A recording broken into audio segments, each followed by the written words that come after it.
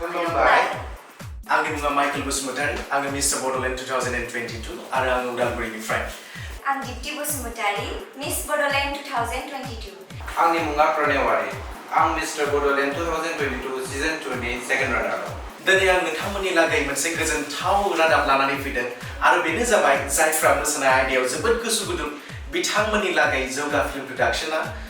dance Bodoland dance season 1 2022 खुंफुंनो लागै साखाफारा खालामगासिनो दङ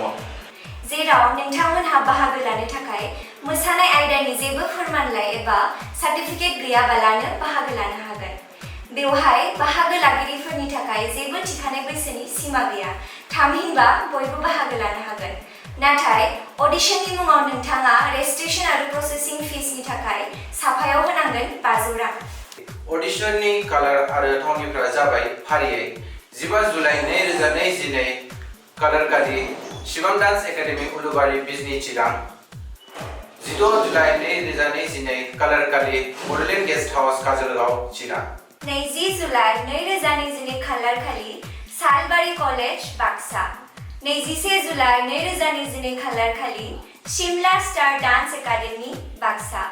22 जुलाइ 2022 कालार खालि dream point dance academy Musalpur town Baksa 27 July 2022 खालार खालि Allegro dance and fitness studio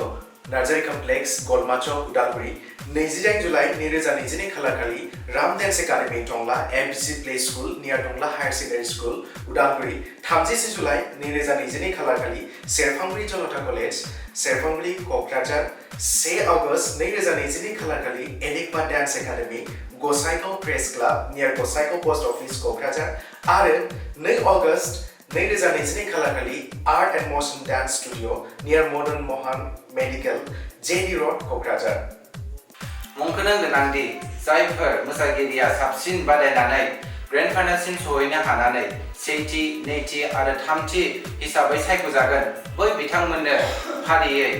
30,000 नोगोद रां ट्रफी लोगोसे फोरमान बिलाइ 20,000 नोगोद रां ट्रफी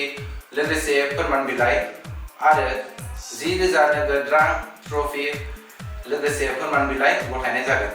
अब्लालाय जोङो बेबायदि सनानि खाबुखौ मानो ओरैनो हगारहरनो फैदो बयबो बाहागो लाफैदो आरो गाव गावनि मोसानाय आयदायाव थाखोमानाय रोंगौथिखौ दोनखोमाबाय थायालासिनो डान्स बडलेण्ड डान्स 2022 आव बाहागो लाफैनानै गावनि रोंगौथिखौ दिन्थिफैदो आरो देरहासारनायनि मुं सोरजिदो आबुङै मोनथिनो थाखाय जानबुं नाम्बार 7637814897 आरो